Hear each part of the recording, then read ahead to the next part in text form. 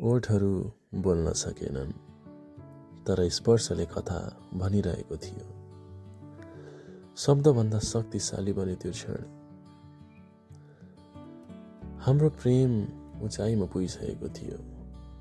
ऊ मलाई मायाले पकाएको खाना ल्याउने गर्थिन्, मायाले बोलाउने गर्थिन् र मैले भने उसको मायालाई एकदमै पूर्णता रूपमा स्वीकार गरिसकेको थिएँ।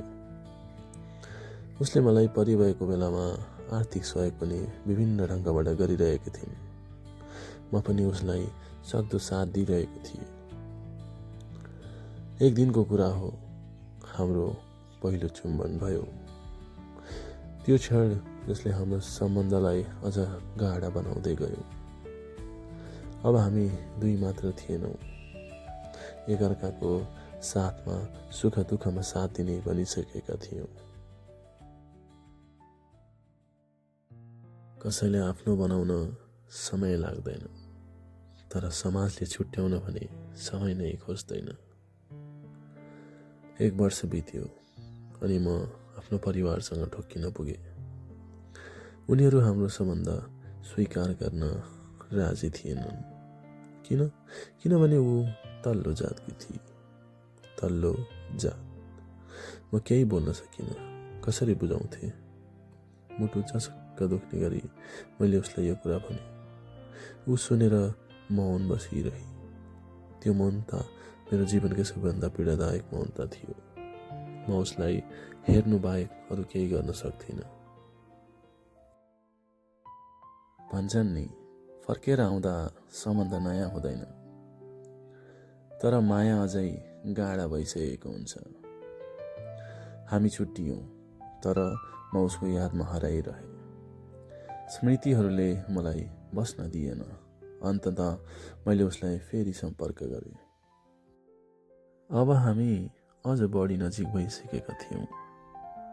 माया दिन प्रतिदिन बढ्दै गइरहेको थियो। हामीलाई थाहा थियो हाम्रो भविष्य छैन भन्ने कुरा, तर पनि हामी एकअर्कालाई माया गर्न भने कहिले पछि परेनौँ र साथ दिन भने पनि कहिले पछि परेनौँ। उनको सानोदेखिको सपना थियो विदेश जाने। त्यही कुरालाई म रोक्न पनि सक्थिनँ। अब भविष्य नै नहुने भएपछि कमसेकम उसको भविष्य त बनोस् भन्ने मेरो सोच थियो। तर मनमा नै डर पनि थियो कि अब हामी अझै नजिक भयो भने सायद उनलाई गहिरो चोट लाग्छ। प्रेम कहिल्यै मर्दैन, केवल सम्बन्ध टुट्छन्।